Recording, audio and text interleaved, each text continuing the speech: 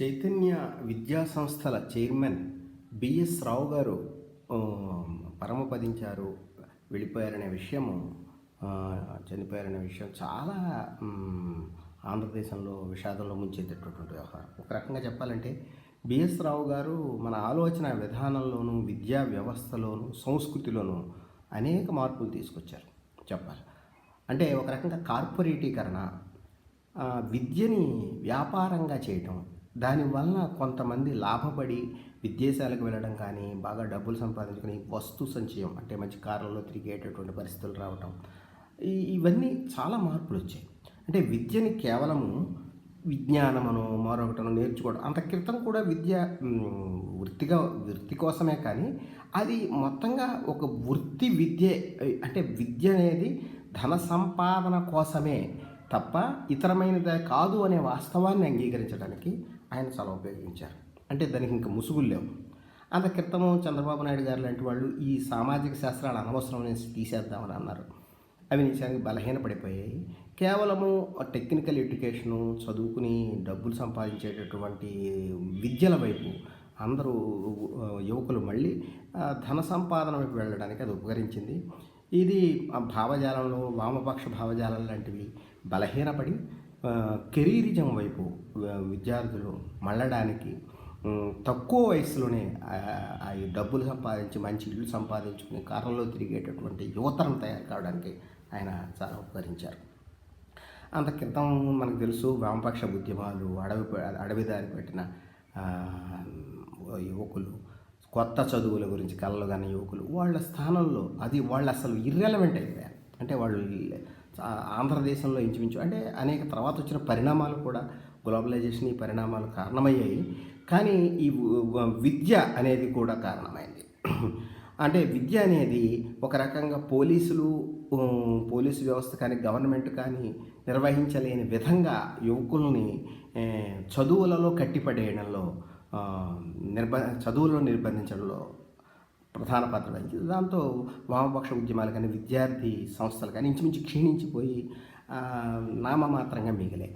ఇంకా upper caste అంతా ప్రధానంగా దీనివైపు విద్యకు, ఇంకా మిగిలిన వాళ్ళు కూడా అలాగే ఈ కార్పొరేట్ విద్య వైపు తరలిపోయారు. అలాగే ఈ కార్పొరేట్ విద్యా సంస్థలే ఈనాడు గవర్నమెంట్కి కూడా మార్గదర్శకంగా ఉన్నాయి. మేము మా స్కూల్స్ కార్పొరేట్ స్థాయికి పెంచుతాం. కార్పొరేట్ విద్యా సంస్థలు ఎటువంటి విద్యా విధానం అమలవుతోందో మేము గవర్నమెంట్ స్కూల్లో కూడా అమలు చేస్తామని చెప్పుకోవాల్సిన పరిస్థితి వచ్చింది. ఆ రకంగా చెప్పాలంటే గవర్నమెంటు బిఎస్ రావు గారి మరణం సందర్భంగా గవర్నమెంట్ స్కూల్ కూడా సెలవు ఇవ్వాలి. వాళ్ళకి మార్గదర్శకం కూడా ఇదే. ఈ ప్రత్యామ్నాయ విద్య గురించి అప్పట్లో ఒకప్పుడు విదేశాల్లో కానీ, ఈ దేశంలో కానీ అనేక ప్రయోగాలు జరిగాయి. గిజుభాయ్ కానీ, లేక బెర్ట్రాండ్ రస్సెల్ లాంటి వాళ్ళు కూడా అక్కడ స్కూళ్ళు ప్రత్యేకంగా, అంటే సృజనాత్మకత విద్యార్థుల్లో పోటీతత్వం కాకుండా సృజనాత్మకత మీద ఆధారపడి విద్యార్థి యొక్క సర్వతోముఖ వికాసానికి ఉపయోగపడేలా విద్య ఉండాలి ఇలాంటి మాటలు వినబడేవి. అది ఇంచుమించు ఇర్రెలవెంట్ అయిపోయాయి.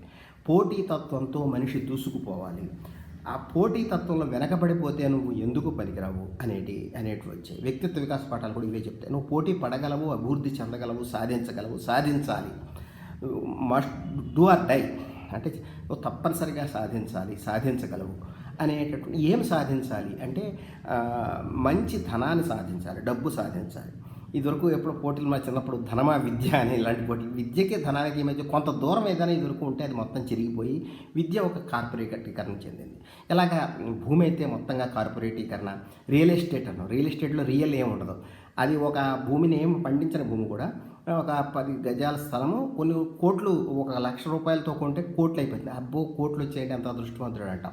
అందుకని ఈ రకంగా ధనంగా మారిపోయింది అన్నమాట భూమి అనేది. ధనానికి ప్రత్యామ్నాయంగా పడింది. అలాగే విద్య అన్ని ధనానికి ప్రత్యామ్నాయంగా మారుతున్న కాలంలో విద్యని ధనానికి ప్రత్యామ్నాయంగా చేయడంలో బిఎస్ రావు గారి కృషి అనేది గొప్పది చాలా. ఆ రకంగా మన మనస్తత్వాల్లో కూడా చాలా మార్పులు వచ్చాయి. ఒక ప్రయోజనం లేనటువంటి పనులు చేయడం కాకుండా కొంత డబ్బు సంపాదించుకోవడము, అభివృద్ధి చెందడము, విదేశాలకు వెళ్ళటము, ఇవి అందరిలోనూ. అంటే ఇది ఎప్పుడో మొదలైంది. చలన్ లాంటి వాళ్ళు అప్పట్లోనే రాశారు, అమెరికా వెళ్ళడమే మోక్షంలాగా ఉంది వీళ్ళకి అని వెటకారంగా రాశారు. కానీ అది ఇప్పుడు వెటకారం కాదు. ప్రతి వాళ్ళు కూడా అది కోరుకుంటున్నారు. అలాంటి వాటికి ఇవి శ్రీ చైతన్య లాంటివి ఉపకరించాయి. అయితే అందరూ దాంట్లో చదువుకున్న వాళ్ళందరూ ఏమవుతున్నారు? ఆ లెక్కలు మన దగ్గర ఏమీ లేకపోవచ్చు. వాళ్ళు ఎక్కువగా ర్యాంకులనే ఎక్కువగా చూపించడం మీద విమర్శ కూడా వచ్చింది. జోకులు కూడా వచ్చాయి, వీడియోలు వచ్చాయి. ఏం వచ్చినప్పటికీ కూడా శ్రీ చైతన్య అనేది ఒక బాట వేసేసింది. ఆ బాట నుంచి వెనక్కి మళ్ళడం ఏమాత్రమూ సాధ్యం కాదు. ఇంకా మనస్తత్వ శాస్త్రవేత్తలు ప్రాథమిక విద్య మాతృభాషలోనే ఉంటే మంచిది, అది మానసిక వికాసానికి పనికొస్తుంది. మనస్సు, వికాసము అనే పదాలు అలాంటి అన్ని రకాల తత్వశాస్త్రము, సైకాలజీ, ఇతర రంగాలకు సంబంధించిన పదాలను కూడా మొత్తంగా పక్కకి నెట్టేయడంలో ఈ కార్పొరేటివ్ సంస్థలు శ్రీ చైతన్యతో మొదలై అంత క్రితం ఉన్న ధన్ లాంటి వాళ్ళు ముందుకు తీసుకెళ్ళలేకపోయారు, ముందుకెళ్ళిపోయాయి. అందుకని ధన సంపాదన యొక్క విశిష్టత, ధన సంపాదనలోనే సర్వము ఉంది, జీవితం ఉంది అనే భావన పెరిగిన తర్వాత విద్య మొత్తంగా ధన సంపాదనకి మార్గంగా మారింది. ఇంకోటి ముఖ్యంగా కౌమార దశ చాలా సంక్షోభపూరితమైందని అంటారు. ఆ కౌమార దశని మొత్తంగా ఒక ట్రాక్ మీదకి, ఒక పట్టాలు ఎక్కించి కెరీర్ వైపు దూసుకెళ్ళడం తప్ప వేరే దృష్టి లేకుండా చేయడంలో ఈ సంస్థలు ఉపకరించి, ఈ సంస్థల మీద ఆటలు ఉండవు, పాటలు ఉండవు, ఏముండవు విమర్శలు వచ్చాయి. కానీ అంతకంటే కెరీర్ ముఖ్యం అనేది, కెరీర్ తప్ప మిగిలినది ఏదే ముఖ్యం కాదు అనేటటువంటి దృష్టిని పాదుకొలపడంలో ఈ సంస్థలు గొప్ప కృషి చేశాయి, విజయం సాధించాయి కూడా. అయితే దీంట్లో ఉన్న వాళ్ళందరూ కెరీర్ రంగంలో ముందుకు దూసుకుపోయారా అనే ప్రశ్న అనేది అంత ముఖ్యమైనది కాదు. ఎందుకంటే పోటీ అంటేనే కొంతమంది ఎగ్గితే పోటీ అవుతుంది. ఒక 2 జట్లు ఆట ఆడుతుంటే ఒక జట్టే గెలుస్తుంది, ఒక జట్టు ఓడిపోతుంది. గెలిచిన వాడేనే మనం చెప్పుకుంటాం, ఇండియా గెలిచిందంటాం. అంతేగాని ఓడిపోయిన వాడు ఏమైపోయాడు అనేది పదే ఓడిపోతే వాడు ఎందుకు పనికిరాకుండా పోతాడు, వాడు ఓడిపోవడం వాడి తప్పు, వాడి వ్యక్తిగతమైన తప్పు అనేటటువంటి భావనలోనే పోటీతత్వం ఉంది. దాంట్లో సామాజికమైన విశ్లేషణ అంటూ ఏమీ ఉండదు.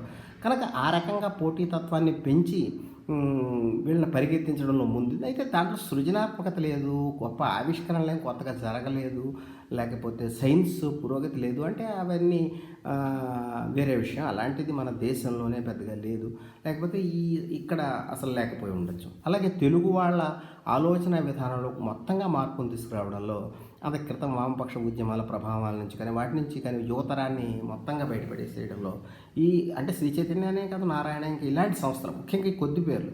మేము ఒకసారి నిజాంపట్నం దగ్గర ఒక పడవ మీద సముద్రంలోకి వెళ్ళాం. అక్కడ చేపలు పట్టే అతను కూడా మా పిల్లోడిని అతను అభివృద్ధిలోకి వస్తాను శ్రీ చైతన్యంలో చేర్చానంటున్నాడు. ఆ రకంగా మారుమూలలకు కూడా ఈ శ్రీ చైతన్య అనే చైతన్యం వెళ్ళి ఆ పాత చైతన్యాన్ని మొత్తంగా నెట్టేసి ఈనాడు మనము విదేశాలు, ఇప్పుడు తెలుగు సాహిత్యమైనా సరే తానావో మరొక వైపు చూస్తున్న విదేశాల వైపు. ఒకప్పుడు ఇట్లా ఉండేది కాదు, కానీ మనకి ఇప్పుడు గుర్తింపు అంతా కూడా. నేను అనుకోవడం, మా మిత్రుడు నరహరి కూడా అంటూ ఉంటాడు, తెలుగు మిగులుతుందంటే విదేశాలు, అమెరికాలో మిగులుతుంది. అందుకని ఒక మినీ ఇండియాని అమెరికాలో సృజించగలిగారు.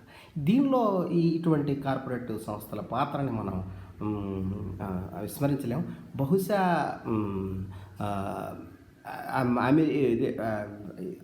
ఏదైనా సరే తెలుగు సాహిత్యం ఎక్కడైనా మిగిలితే అక్కడ అమెరికాలో మిగలచ్చు. ఎందుకంటే ఈ సంస్థలు ఒక రకంగా అగ్రదేశాలకు వెళ్ళటం కూడా చాలా ముఖ్యమైనది కదా. ఇక్కడ ఇండియాలో ఈ కష్టాలన్నీ పడుతూ ఉండడం కంటే మొత్తము ఒక ఆధునిక ప్రపంచంలోకి మనతో పోలిస్తే ఒక స్వర్గానికి వెళ్ళడం, ప్యారడైజ్కి వెళ్ళడం కదా అమెరికా వెళ్ళడం అనేది అన్నట్టుగా తయారైంది. కనుక అక్కడికి వెళ్ళటంలో ఈ సంస్థలు చాలా ఉపకరించాయి.